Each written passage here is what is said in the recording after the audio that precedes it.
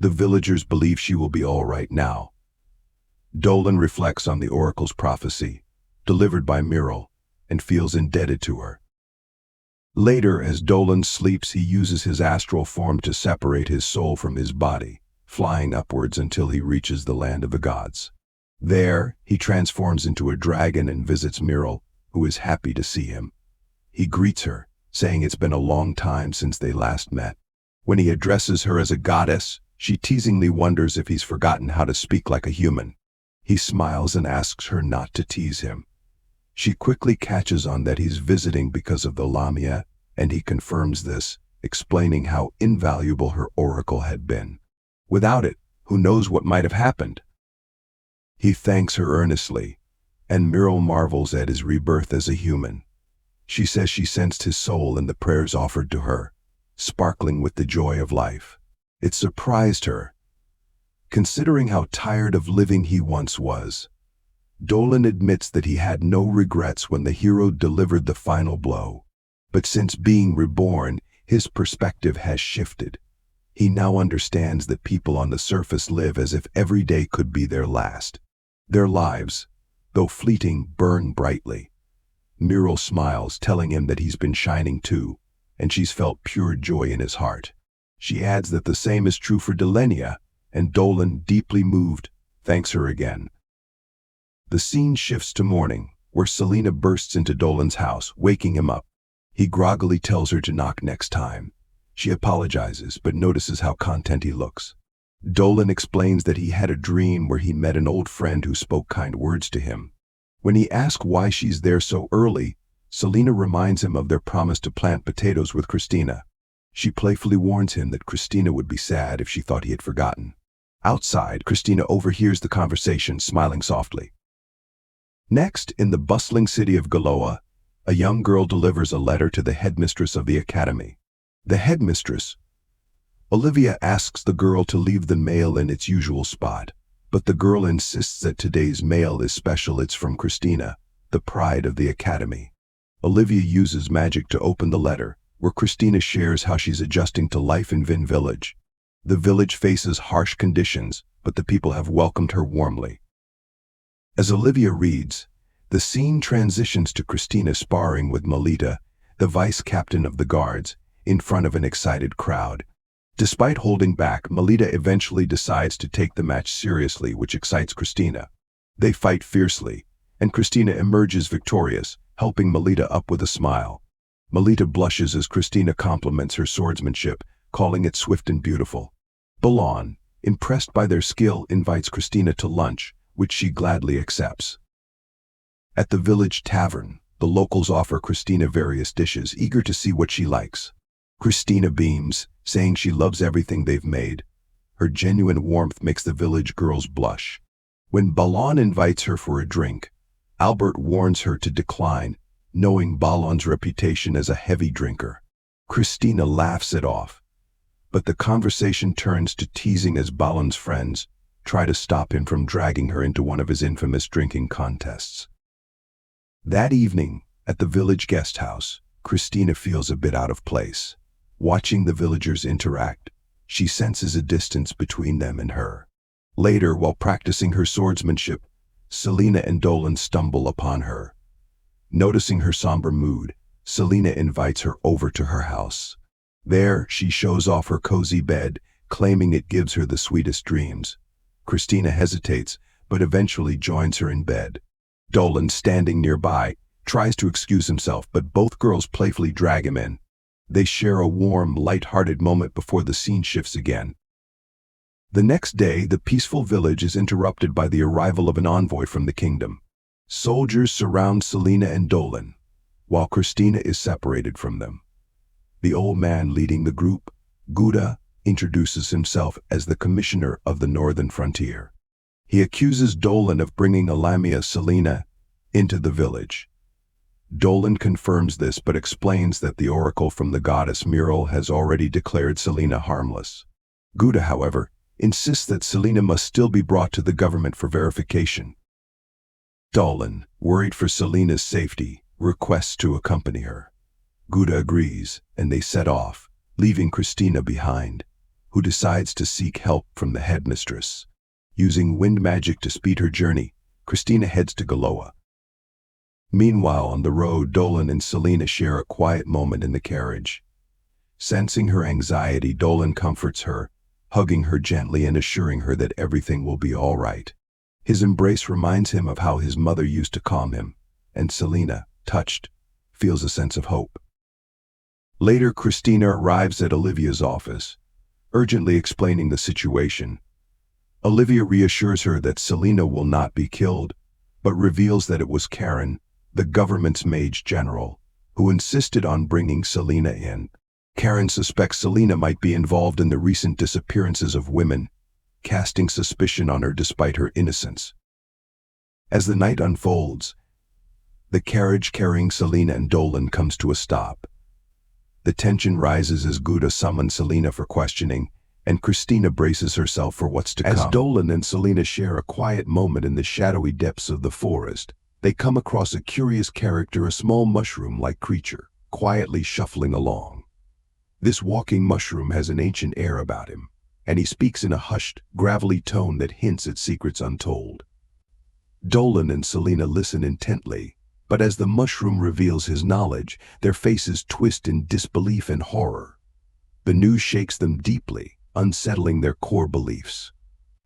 The ancient magic, the forbidden rites, all the horrors they'd only heard in whispers were true, woven into the fabric of their very mission. In the city of Galois, the scene shifts to Crissa, a sharp-witted scholar who stares anxiously at her notes, absent-mindedly adjusting her glasses. She's incensed to learn of Selena's capture and the eerie involvement of Kieran, the city's reputedly benevolent witch. Chris's frustration builds, restrained only by the dean, who insists they must bide their time to prevent any legal backlashes. Yet Olivia, another of their trusted allies, remains concerned, sensing there's something deeper at play. Meanwhile, Dolan and Selena are brought before Kieran, who greets them with her usual charm. As they settle down to a lavish dinner, Selena's anxieties are calmed slightly by the witch's unexpected hospitality. But Dolan, wary of the overture, insists on answers. Kieran surprises them with the news that she will handle all necessary paperwork for Selena's stay in the village, but her pleasant smile hides something sinister. Beneath the cheery banquet lies an air of foreboding, one that the heroes cannot shake as they drink the offered wine. Kieran's gaze lingers on Selena with unsettling intensity, admiring her unique beauty and shimmering scales. As the night darkens, Dolan's vision blurs, and a wave of drowsiness overtakes him. He realizes, too late, that Kieran has drugged them. Selena struggles as well, fighting to stay conscious. The witch's smile transforms into a smirk as she reveals her true intentions to harness Selena's vitality to fuel her own twisted quest for eternal beauty. Powerless, they drift into darkness.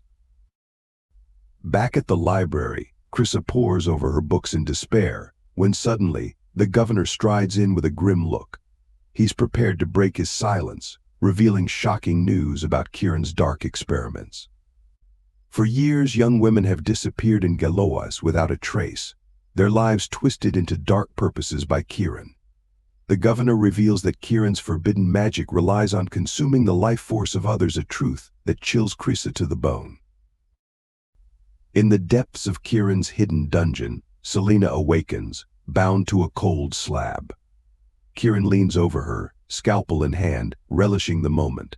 Her face twists with glee as she prepares to extract the Lamia's vitality. But Dolan, forcing himself awake through sheer will, breaks free of his bonds with newfound strength.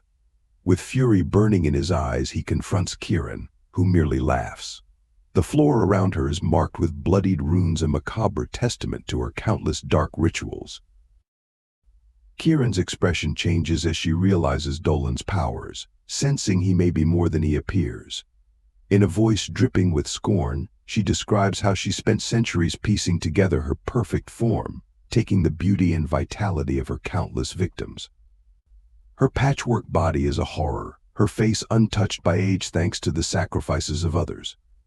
But Dolan, disgusted, challenges her, condemning her as an abomination. Selena, finding her strength, joins him, her eyes alight with determination. Just then, the doors burst open, and the governor, alongside a squad of guards, storm in, revealing that they've been on to Kieran all along. This was no simple dinner party, but a sting operation meant to expose her wickedness. Furious, Kieran transforms, merging her form with the twisted magic sustaining her. She lunges at Selena, but Dolan steps forward, summoning his full power. His hand crackles with energy, a celestial javelin manifesting in his grip as he hurls it at Kieran, piercing her with the force of divine retribution. As the witch crumbles to ash, Dolan and Selena finally breathe a sigh of relief. Their victory is bittersweet, the reality of Kieran's victims weighing heavily on them. The governor hands them official documents, granting Selena the freedom to stay in the city. For the first time, she feels accepted, her heart swelling with gratitude. As they walk through the city, Dolan contemplates the offer to join the magical academy, where he could further hone his powers. But as he gazes at Selena, he realizes that his heart lies with her, and the quiet village life they both crave.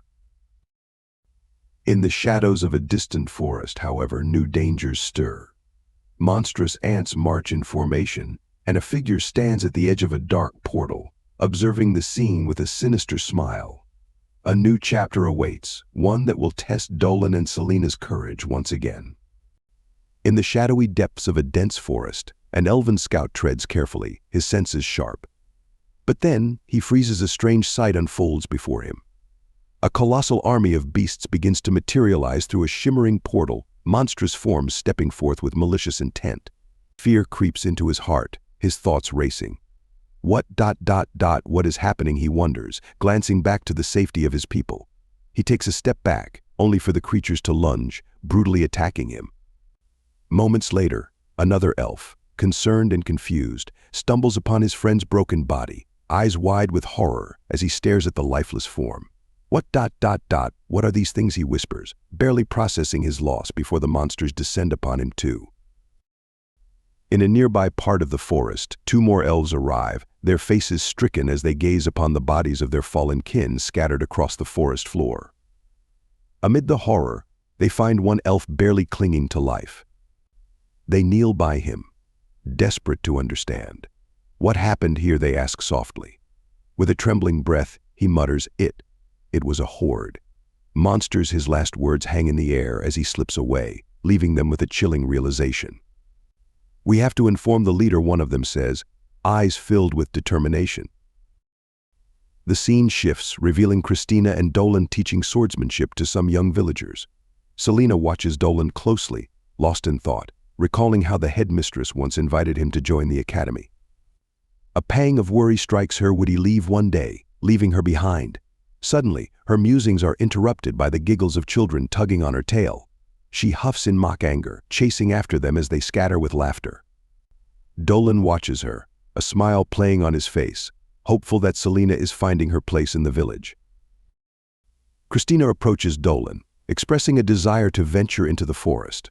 When Dolan asks why, she hesitates before explaining villagers have reported strange creatures lurking about, and she believes it's essential to check for threats. She mentions that Albert hasn't taken his pigs grazing lately, and Dolan, understanding her intent, reluctantly agrees. Later, in the heart of the forest, Dolan, Christina, Balin, Selena, and several soldiers accompany the pigs as they graze. Selena notices the soldiers' heavy armor, prompting Dolan to explain that they're being cautious. There's been word of unusual creatures in the area. Just then, a pig wanders off, and a soldier chases after it. The soldier soon finds the pig, but its body is slashed with claw marks, lifeless and tossed aside. A beast, a fierce, bladed tiger, emerges, its eyes gleaming with a predatory gaze. The soldier trembles, but Balin charges forward, striking the beast. Just as the soldier sighs in relief, another monster ambushes Balin, sending him crashing to the ground. Dolan and the others rush over, finding Balin bloodied but alive. In a swift, focused move, Dolan casts an energy bolt, hitting the monster hard. Yet, it barely falters. Christina, wide-eyed, asks Dolan what kind of creature it is. "It's not just a monster, it's a demon." A low-ranking scout called an Airty replies, voice grim. Christina eyes him, curious about how he knows this. Dolan admits he's read about them in a book, though he doesn't reveal more. He pins the demon down with another energy bolt, giving Christina the opportunity to finish it off. She does, slashing it down before Dolan instructs her, "Don't speak of this to the villagers just yet." Back in the village that evening, villagers gather, waiting with bated breath for news on Balan's condition. The chief assures them he's out of danger, under the care of the healers Muru and Muyu. Relief floods the crowd, but whispers ripple through an unknown demon and a bladed tiger. Christina, worried, asks the chief if creatures like these appear often. He solemnly replies that he's never encountered such beasts before, noting that if even Balan, their strongest soldier, was injured, something dire may be afoot. Dolan, sensing a greater danger, offers to investigate further, though Muru reminds him that the forest's mysteries are sometimes best left undisturbed. The next morning, Dolan and Selena set out for the forest, Selena determined to prove herself. As they approach the dark, twisted trees, they're startled by a familiar figure, Christina, ready to join them. She insists she can't just stay back, feeling tied to this place and the people. Dolan, touched by her resolve, agrees to let her come along. Together they press deeper into the woods, fending off lurking creatures. At one point, a hulking, gorilla-like beast looms before Christina, its eyes menacing. But Selena, calmly pulling out a piece of fruit, offers it to the monster, pacifying it. Christina marvels at the docility of this creature and watches as Dolan, surrounded by baby creatures, tries to figure out why they're so taken with him. They share a small, quiet breakfast with the creatures, Christina chuckling as she finds herself petting one that approaches for a bite. Just as the forest seems to accept them, a glimmer of movement draws their attention. A tiny fairy trapped in a glowing sphere tumbles down beside them, calling out weakly, "Run ... away," before they can react. More demon scouts appear, surrounding them. Dolan and Christina immediately stand guard, with Selena ushering the other creatures to safety. Together they battle the demons, each strike more ferocious than the last. As the dust settles, the fairy, still trembling, introduces herself as Merle, explaining that the demons are disrupting the natural order, driving creatures from their habitats and spreading terror through the forest. Dolan, concerned, asks Merle what she knows about these demons. But before she can answer, the trees around them shift, revealing a group of wood elves with wary eyes. One of their leaders steps forward, gesturing for Merle to step away from the humans. The standoff is tense, but Dolan, showing his respect, gently lowers his weapon, hoping to show the elves they mean no harm.